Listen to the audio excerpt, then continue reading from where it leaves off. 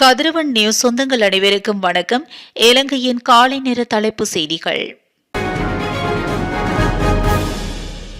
நாட்டில் இனி ஒருபோதும் அரிசி தட்டுப்பாடு ஏற்படாது என ஜனாதிபதி அனுரகுமார திசாநாயக்க உறுதியளித்துள்ளார். கொரட்டை பகுதியில் நேற்று முன்தினம் நடைபெற்ற மக்கள் சந்திப்பில் கலந்து கொண்டு உரையாற்றும் போதே அவர் இதனை குறிப்பிட்டுள்ளார். இதுகுறித்து ஜனாதிபதி மேலும் தெரிவிக்கையில், அரிசி பிரச்சினை உள்ளது, ஏற்றுக்கொள்கிறோம். பற்றாக்குறை ஏற்பட்டது, தரவுகளின்மையே அதற்கு காரணம். நாட்டில் எவ்வளவு அரிசி உற்பத்தி செய்யப்படுகிறது, எவ்வளவு நுகரப்படுகிறது, எவ்வளவு பற்றாக்குறை ஏற்படுகிறது என்பது தொடர்பில் தரவுகள் இல்லை. இனி ஒருபோதும் அரிசி தட்டுப்பாடு ஏற்படாது. இந்த பெரும்போகத்தில் நெல் இருப்பது தனியாரிடம் மாத்திரமல்ல, அரசிடமும் நெல் தொகையை வைத்திருப்பதற்கான வேலைத்திட்டத்தை நாம் மேற்கொண்டுள்ளோம். நிர்ணய விலையை விட ₹1 அதிகரித்தும் அரிசியை விற்பனை செய்ய இனி இடமளிக்க மாட்டோம் என்று அனுரகுமார திசாநாயக்க குறிப்பிட்டுள்ளார். அஸ்வெசுமை 2ஆம் கட்டத்துக்கான விண்ணப்பங்களை சமர்ப்பித்த குறைந்த வருமானம் பெறும் குடும்பங்களின் மக்கள் தொகை கணக்கெடுப்பு இன்று ஆரம்பமாக உள்ளது. இந்த விடயத்தினை நலன்புரி நன்மைகள் சபை தெரிவித்துள்ளது. அத்துடன் 2ஆம் கட்டத்துக்காக நலன்புரி நன்மைகள் சபை சுமார் 8 லட்சம் விண்ணப்பங்களை பெற்றுள்ளதாக குறிப்பிடப்பட்டுள்ளது. இந்த நிலையில் குறித்த விண்ணப்பங்களில் இருந்து நலத்திட்ட உதவிகளை பெற தகுதியானவர்களை தேர்ந்தெடுக்கும் நோக்கில் வீடு வீடாக சென்று மக்கள் தொகை கணக்கெடுப்பு நடத்தப்படும் என்று தெரிவிக்கப்பட்டுள்ளது. அஸ்வெசுமை திட்டத்தின் முதல் கட்டத்துக்காக நலன்புரி நன்மைகள் சபை 3.4 மில்லியன் விண்ணப்பங்களை பெற்றிருந்தது. இந்நிலையில் குறித்த விண்ணப்பங்களில் சுமார் 1.8 மில்லியன் பேர் அஸ்வெசுமை நலன்புரி நன்மைகளை பெறுவதற்கு தகுதியானவர்களாக தெரிவு செய்யப்பட்டனர். எனினும் நலன்புரி நன்மைகள் சபை தற்போது 1.72 மில்லியன் பயனாளிகளுக்கு நலத்திட்ட உதவிகளை வழங்கி வருவதாக தெரிவிக்கப்பட்டுள்ளமை குறிப்பிடத்தக்கது. தற்போது நிலவும் மழையுடனான காலநிலை காரணமாக நாடளாவிய ரீதியில் உள்ள 5738 குடும்பங்களைச் சேர்ந்த 16,930 பேர் பாதிக்கப்பட்டுள்ளதாக அனர்த்த முகாமைத்துவ நிலையம் தெரிவித்துள்ளது. கிழக்கு மாகாணத்திலேயே அதிகமானோர் பாதிக்கப்பட்டுள்ளதாக அந்த நிலையம் குறிப்பிட்டுள்ளது. இதன்படி குறித்த மாகாணத்தில் 14,806 பேர் பாதிக்கப்பட்டுள்ளனர். அத்துடன் வடக்கு மாகாணத்தில் 1496 பேரும், வடமத்திய மாகாணத்தில் 356 பேரும் பாதிக்கப்பட்டுள்ளதாக அனர்த்த முகாமைத்துவ நிலையம் தெரிவித்துள்ளது. பெலியத்தவில் இருந்து கண்டி நோக்கி பயணித்துக் கொண்டிருந்த கடுகதி தொடருந்தின் இயந்திரத்தில் திடீர் தீ விபத்து ஏற்பட்டுள்ளது. இந்த சம்பவம் நேற்று மாலை இடம்பெற்றதாக தெரிவிக்கப்படுகிறது. எந்திரம் உள்ள தொடருந்து நிலையத்துக்கு அருகில் இந்த தீ விபத்து ஏற்பட்டதாகவும், இயந்திர கோளாறு காரணமாகவே தொடருந்தின் இயந்திரத்தில் தீப்பிடித்ததாகவும் தெரிவிக்கப்பட்டுள்ளது. கண்டி பன்னில பத்தேகம பாலத்துக்கு அருகில் பிராடோ ஜீப் ஒன்று வீதியை விட்டு விலகி மொரக போயாவில் விழுந்ததில் 2 பேர் உயிரிழந்துள்ளதுடன் ஒருவர் காணாமல் போயுள்ளார். சம்பவத்தில் மற்றொருவர் காயமடைந்து உயிர் தப்பியுள்ளார். பன்வில போலீஸ் பிரிவில் உள்ள ஹலுகங்கை பெத்தேகம சாலையில் நேற்றைய தினம் பிற்பகல் இந்த விபத்து நிகழ்ந்துள்ளது.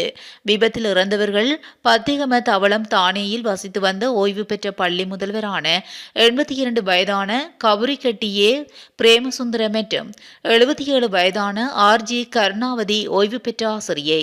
இந்நிலையில் ஜேபின் ஓட்டுநரை காணவில்லை என கூறப்பட்ட நிலையில் போலீசார் விசாரணை செய்து வருகின்றனர்.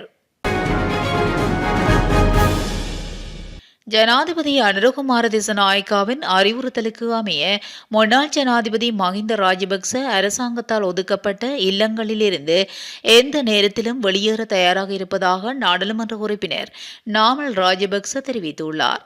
தனது தந்தை தற்போது வசித்து வரும் வீடு அவரது தனிப்பட்ட சொத்து அல்ல, ஆனால் அரசாங்கத்துக்கு சொந்தமானது என்றும், அரசியலமைப்பின்படி முன்னாள் ஜனாதிபதிக்கு வழங்கப்பட்ட சலுகையாக ஒதுக்கப்பட்டுள்ளது என்றும் நாமல் ராஜபக்ச தெளிவுபடுத்தியுள்ளார்.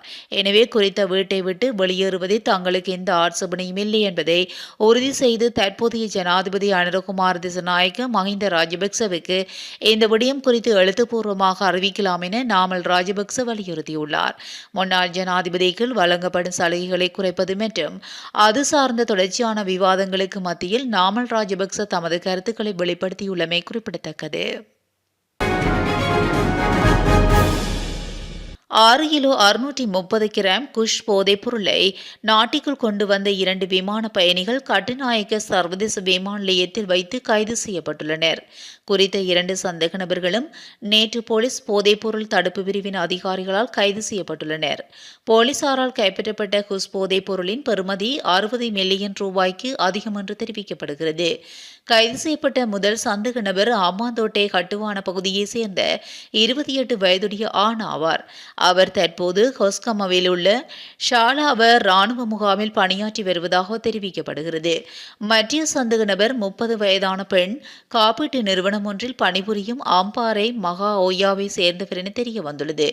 இந்நிலையில் ஆண் சந்தேக நபர் நேற்று தாய்லாந்தின் பெங்கோங் நகரிலிருந்து கட்டுநாயக்க விமான நிலையத்துக்கு வருகை தந்துள்ளதாக தெரிவிக்கப்படுகிறது. ஜனாதிபதி அனுரகுமார திசாநாயக்க கடந்த வாரம் சேனாவுக்கான விஜயம் ஒன்றை மேற்கொண்டிருந்தார். அதன்போது அனுரகுமாராவுக்கு வழங்கப்பட்ட ராணுவ மரியாதையானது இருவேறு இடங்களில் முன்னெடுக்கப்பட்டது. இந்த வரவேற்பானது இதுவரை காலங்களிலும் முன்னெடுக்கப்பட்ட நிகழ்வுகளில் இருந்து வேறுபட்டதாகவே காணப்படுகிறது.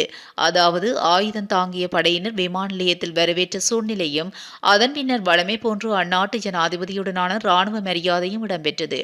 இந்த நிலையில் படைத்துறை ரீதியாகத்தான் இலங்கையானது சேனாவுக்கு அவசியமாகிறது.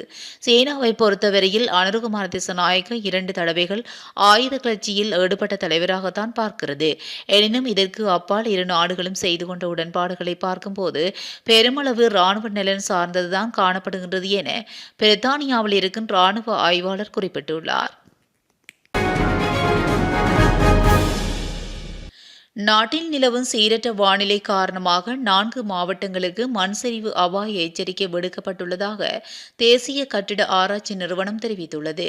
அந்த வகையில் குருநாகல் மாவட்டத்தின் ரிதிகம பகுதியிலும், மாத்தளை மாவட்டத்தில் லக்கலை பல்லேகம நாவுல பல்லேபொல பகுதிகளிலும், பதுளை மாவட்டத்தில் பாததும்பர பன்வில மெததும்பர ஆகிய பகுதிகளிலும் முதலாம் நிலை மண் சரிவு அபாய எச்சரிக்கை விடுக்கப்பட்டுள்ளது.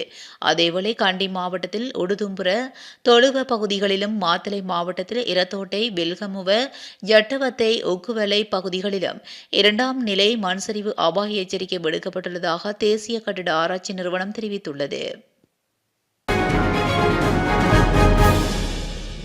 இத்துடன் காலை நேர தலைப்பு செய்திகள் நிறைவடைகின்றன. தொடர்ந்தும் செய்திகளோடு இணைந்திருக்க கதிரவன் நியூஸுடன் இணைந்திருங்கள். நன்றி, வணக்கம்.